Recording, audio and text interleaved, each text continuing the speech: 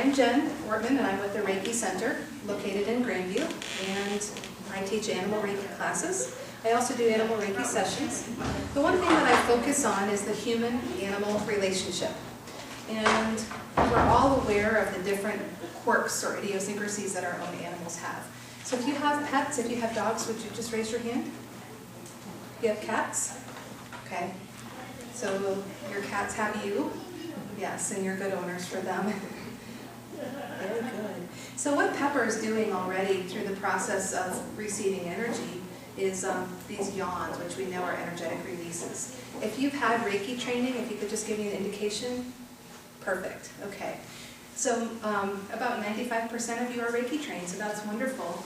And what we're going to do is show you some specific techniques that are adapted just for animals. So we have a large dog, and then we have a smaller dog. And there's a vast difference in how we go about handling them. Several of you are familiar with your dogs and their sizes and situations. Very nice. So feel free to interject with any questions that you might have at any time. So some of the things that animals do, cats may wake us up by pouncing on our head on the weekend. 5 a.m. They don't know it's a weekend and we're supposed to be sleeping in. They may decide to soil outside of the litter box for one reason or another. Okay. Horses may crib on their stalls. Birds may do feather picking. Dogs may be aggressive. They may show signs of anxiety, whether it's storm anxiety or panic about having a cat brought into the household or any number of things. So through the process of Reiki specifically, we can restore balance in the animal's body. And the Reiki that I teach and that I practice is the traditional form of Reiki, but today we'll be referring to Reiki in general. And the ultimate goal of an Animal Reiki session is just that, to restore balance to the body. So let's have a little bit of a review here, and we'll use both dogs for an example. We're going to focus primarily on the 7 energy centers in the body. Does anybody want to tell me what those are? What are those chakras? Right. So there again, the chakras are located very similarly to the way that they are in humans. Starting at the very first chakra, we'll find number 1 or the root chakra in this area. Our sacral chakra will be in this area. Our solar plexus is here. And our heart chakra is a large band. What's interesting about animals is that the heart chakra actually travels from the top of the dog's body all the way down to the tip of its front toe. So already, for those of you who have cats that might be declawed, think about what we've done energetically to that animal. We've disrupted the flow of chi by declawing the cat. Now, I'm not condemning declawing because it is a necessity in some cases. However, we have to look at it from an energetic perspective. So if we disrupt the flow of chi and imbalance that chakra through the process of possibly declawing, then we have something we know is a permanent thing we have to address with the cat. So some of the things we may see if the heart chakra is not balanced is an inability to bond with the owner. That's one very good example. So cats can be declawed on the front and the back. Generally speaking, we see it on the front. But that's one big reality that we face. Moving from the heart chakra, we go to the throat. Anyone have a neighbor whose dog barks at all hours of the night? A little distance Reiki can help soothe that barking on the throat chakra. And then we move from the throat to the brow. Now, the challenge that animals give us is that they're not all shaped like people are shaped. So if you think about the smushed in face dogs and cats, their brow chakras are very, very tiny. So we have to modify our technique a little bit. And then from the brow, we travel up to the crown chakra, which is at the top of the head. And that's our 7th. Okay. One general rule of thumb in working with animals is we never approach hand to face. We always approach from the back of the skull. And that is because no one likes anything coming at them. It gives the animal a feeling of being threatened. So we're always going to work from above. Now, the animals also give us some minor chakras that we have to be aware of. And one of the very most important is the pads of the feet. That is their connection to the earth, and that is very, very important for grounding. There again, our declawed cat, or dogs that have had dew claws removed, may have disrupted flow through the pads of their feet. It is very calming and soothing for some dogs, but it can be very anxiety-producing for other dogs to have the pads of their feet rubbed. Another minor chakra that we find in dogs and cats is at the tip of the tail, and that is their energetic antenna. And Pepper has a little tiny tail here. Hey, sweetie. I know, did I wake you up? And Sparky has a docked tail as well. There again, by docking the tail, we've actually affected 2 energy centers. We've disrupted the flow in the first chakra, and then by taking it out, that energetic antenna, taking it off, and this is a harsh amputation because we are cutting bone, we are removing the energetic antenna. Now, we know through studies, through scientific studies, that the energetic impression of the tail is still there. So we do treat that in a Reiki treatment as if it was still there. And you would do that on any amputated limb or appendage. So this is a minor chakra at the tip of the tail. The other minor chakra that we see is at the tips of the ears. The very tips of the ears. And that's a sensory chakra. There again, there are some dogs, breeds of dogs, whose ears are still being cropped. I worked on one this morning downstairs. So what's going to happen when we disrupt the flow to the minor chakra in the ears? What are we going to affect? Anybody want to take a guess? Okay, we're affecting the crown chakra. So we have changed the dog's ability to focus. And that's a very big concern. Their ability to be trained and to remember what you've shown them can be very, very compromised. And that's another thing we're going to talk about shortly. And then we see a minor chakra here at the point of the hips in the dog. And what's nice, we have a big and a small. It's very tiny. But that chakra here is, again, a very grounding chakra. It's a minor chakra, a connection to the earth. And we need to focus on that because of the high percentage of hip dysplasia that we're seeing in animals. Cats can also get arthritis, and it's a very big area of focus in horses as well. Any animal that's a performance animal, gets its feet up underneath it, is going to have a very developed minor chakra in that area because they push off. Do you need to move?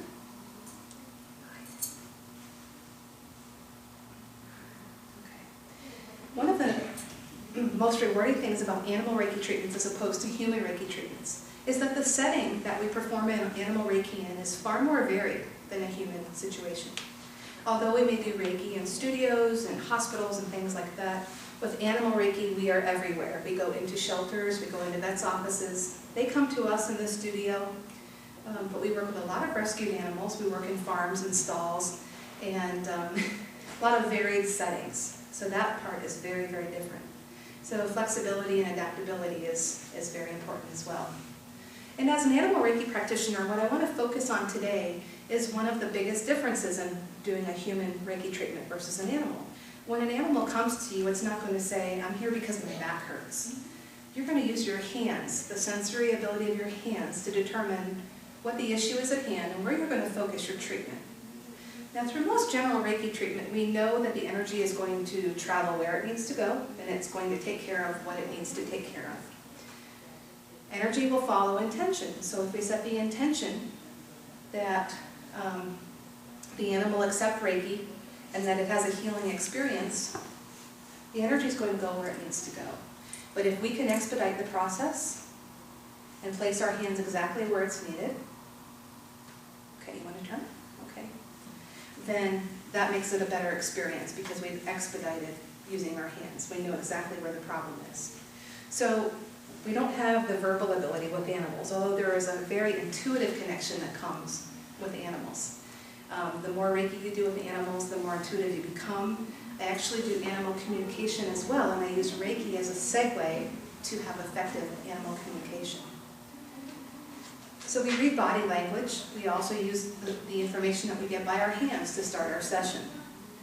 Any animal Reiki session is going to start out with greeting the animal. And I'm just going to go through this very briefly for you, because it is very different than a human session. And the one thing I can't stress enough is that not all animals are anatomically the same. So I have a tiny dog here who's very young, and I have a bigger dog here who's much older. And there's going to be a difference in my treatment protocol. So I'm going to hold on to Pepper, and I'm going to allow his body language to dictate to me how he's feeling. And right now, going over his chakras in my hands, he's got a little bit of anxiety in his belly. And I have to admit I do cheat a little bit because I work in a vet clinic as well.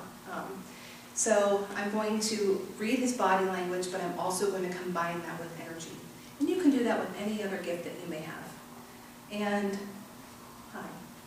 I'm also getting a lot of communication from Pepper as well at the same time. But we do begin the Reiki session just like we would a human session. We're going to protect ourselves energetically, and we're going to ask the animal's permission to go ahead and give it a treatment. And Pepper is very, very much accepting of this, and that's something we do either intuitively or verbally. And then I'm going to place my hands accordingly. Now, the one thing that Pepper did that I think is a very, very good teaching point is he started to squirm, and he got too warm. Small animals, young animals, or geriatric animals can become overwhelmed by the flow of energy from our hands. And rather than forcing them to sit still and accept the Reiki treatment, we need to wait for their signals. So we're going to allow Pepper, hi, bless you. That was a very, very dramatic energetic release. Okay? So hands come back just a little bit, and we're going to allow the energy to flow. You get rid of some stuff. You're safe. And we're going to continue with the treatment. If at any time there's something comes up that becomes what I would consider to be medically alarming, pale blue gums, change in breathing that's concerning, obviously you're going to refer to a veterinarian. The role of an animal Reiki practitioner is to never ever diagnose or suggest a diagnosis and to not prescribe. So we do monitor the patient or the client's comfort as a practitioner the entire time. Some of the things that we see as energetic releases would be sneezes. And that was not a paid endorsement. Good job, Pepper. Shaking, stretching, extreme stretching. Did everybody know what the downward dog is? We'll see a lot of that. Hello? Hi, you're safe. You're safe.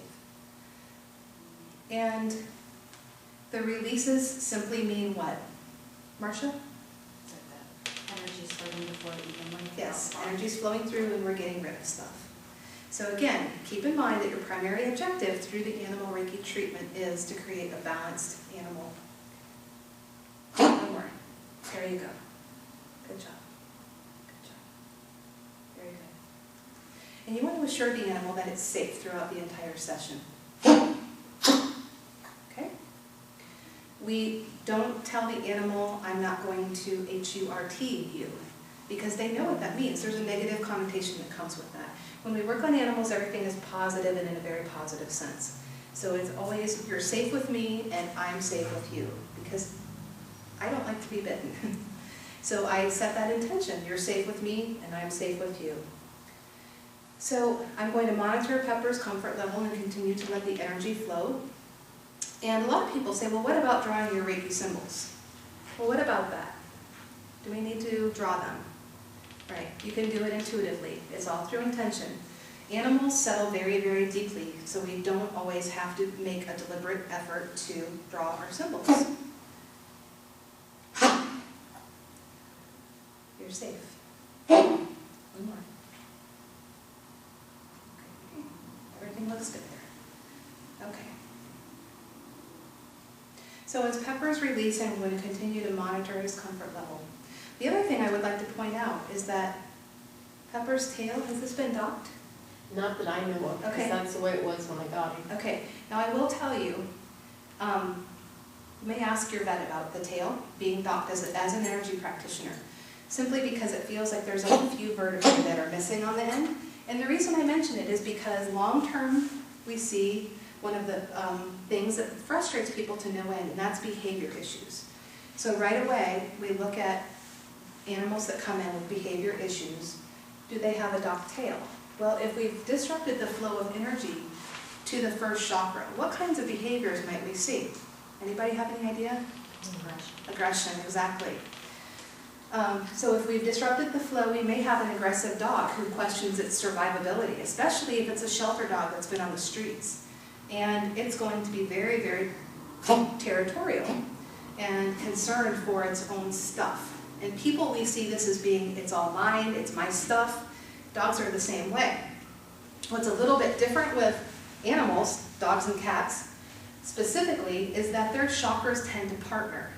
Chakras rarely act alone. Imbalances rarely happen alone. They all pair up or triple up. So in an animal that's got a docked tail, we may see a wide solar plexus. And then what happens? Anybody know?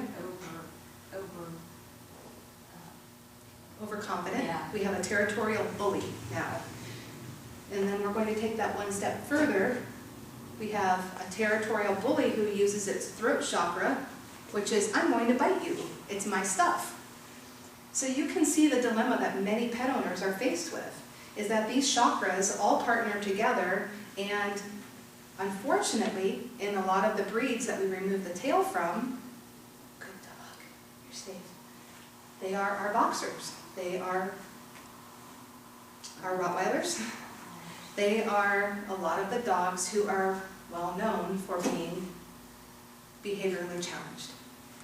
So, one of the first places we're going to go for behavior is look at things. Do we have a docked tail? Do we have cropped ears? And then we're going to address that on an energetic level. The next thing we face with behaviors is thunderphobia, anxieties, fear, separation anxiety is so severe to the point, anxiety is so severe to the point that we're seeing prescription medications for animals, just like we have for people. We'd rather fix it on an energetic level, okay? So again, you're going to look for your partnerships and your chakras of what's happening in this body. This little guy doesn't have any anxiety. Sparky does. He has performance anxiety. So his belly is very, very tight. And again, it's very tight like a drum. So when this solar plexus closes down and we see anxiety, oftentimes that partners by showing us a physical symptom. So if the solar plexus shuts down, then what happens?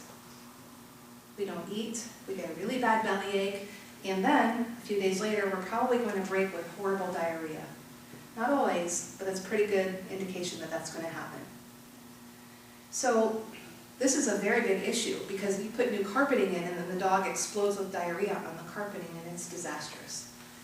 So we look at our physical condition and then we can check the chakras. And we're going to use our hands. Do we feel heat? Do we feel imbalance? Do we feel something that's grossly wide or tight? So we face phobias, we face separation anxiety, and behavior problems. Behavior problems are huge.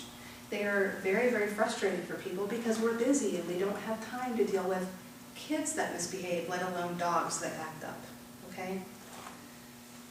Any questions so far on this? Okay.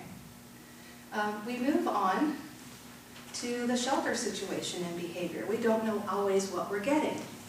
So again, we have to look at the physical condition of the animal, and not knowing the animal's history, we're going to do a full body scan using Reiki, and we're going to put everything back. We're going to balance the body back out. So that's another very, very real concern. One of the most important concepts that you can take from here today is that animals' behavior mirrors that of their owners. And that's a very harsh reality for a lot of people. And we say that people look like their dogs, dogs look like their people. We take it a step further and say they mirror them energetically. So if you have an anxious owner, you have an anxious pet. Very, very likely. That's very frequently seen. Pepper, you're just melting in my hands. You can sleep. That's fine. So, yes, we have to fix the owner. And you have to very kindly tell them, I'm going to put things back today. I'm going to make an effort to restore balance to your pet. But these are issues I'm concerned that your pet is picking up from you. And maybe we need to look at that long term. And just be realistic. People appreciate honesty. If it's said well, if it's said tactfully, it's something that needs to be considered.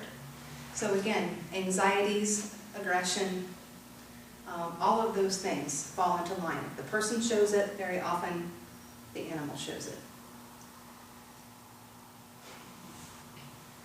Okay.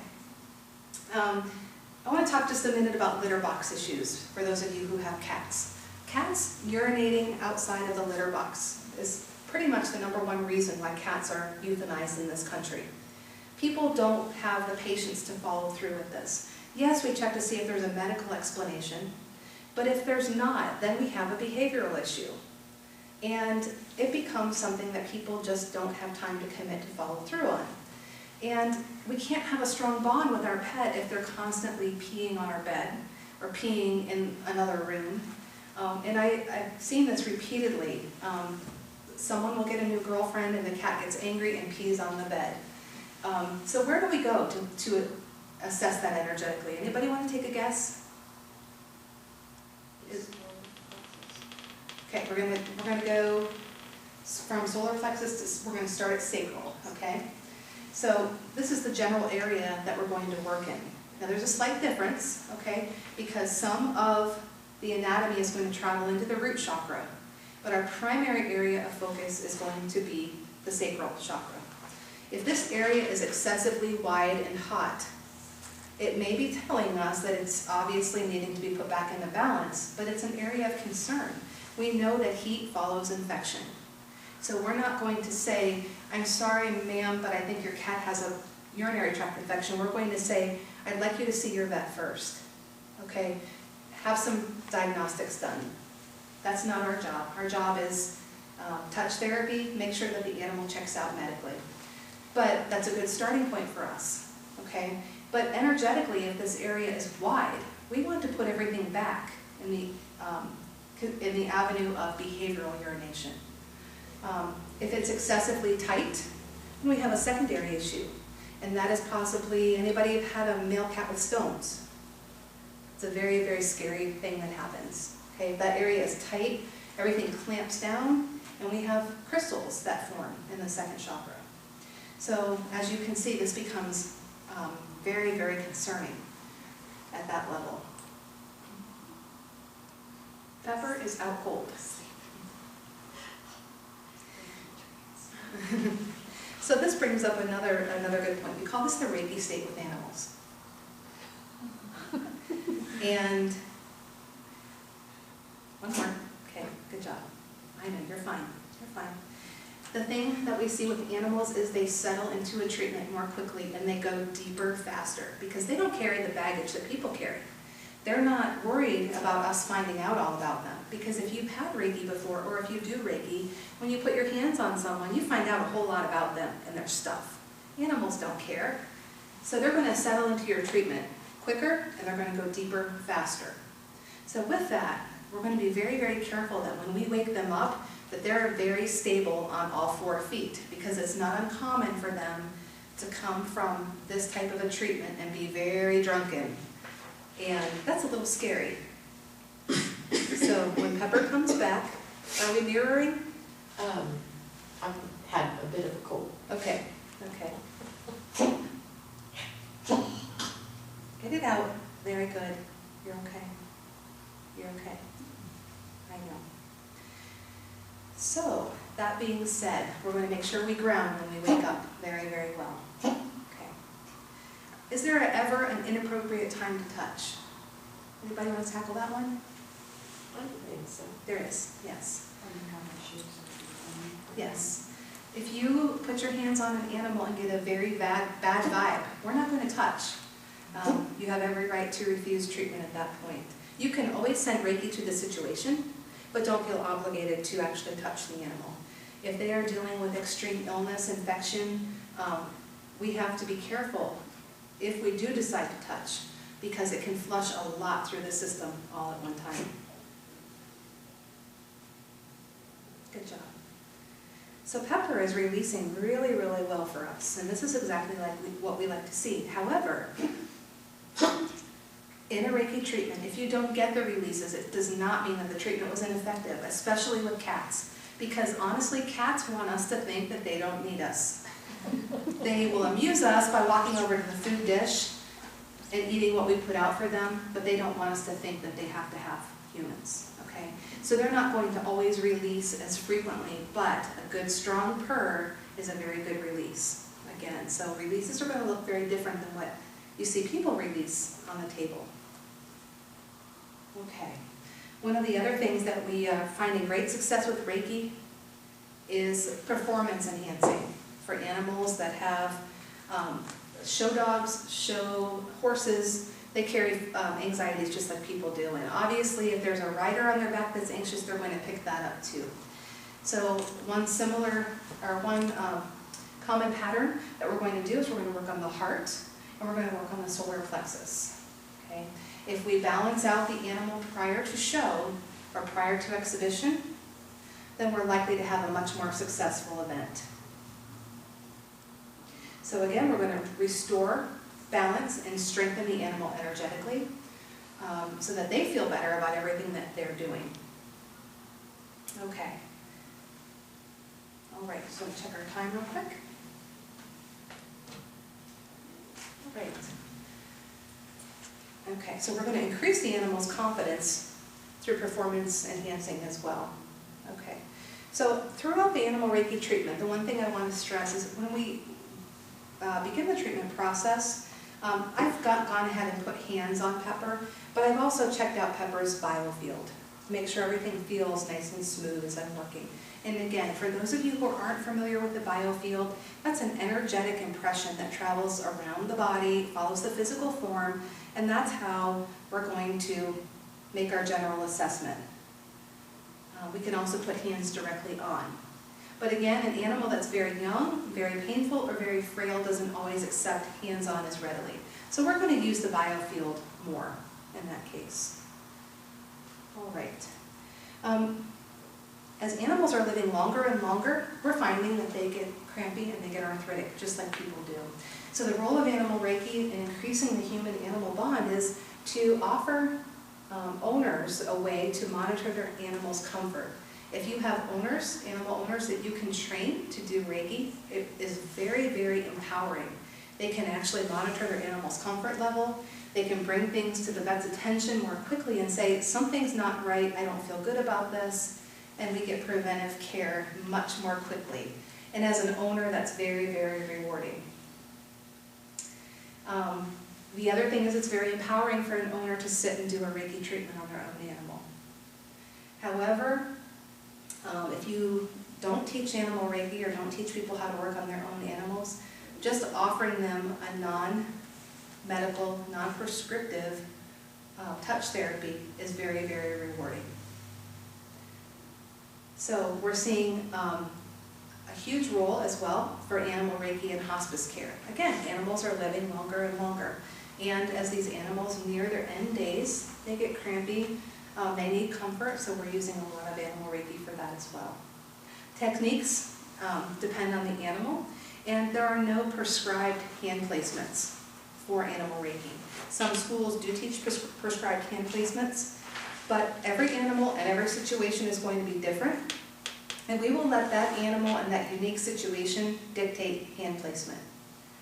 And unlike people, we may only use one hand placement for the entire session. Because if Sparky, at 60 pounds, falls asleep on my hands, I'm not going to wake him up. We're just going to let him sleep. And that's very, very common.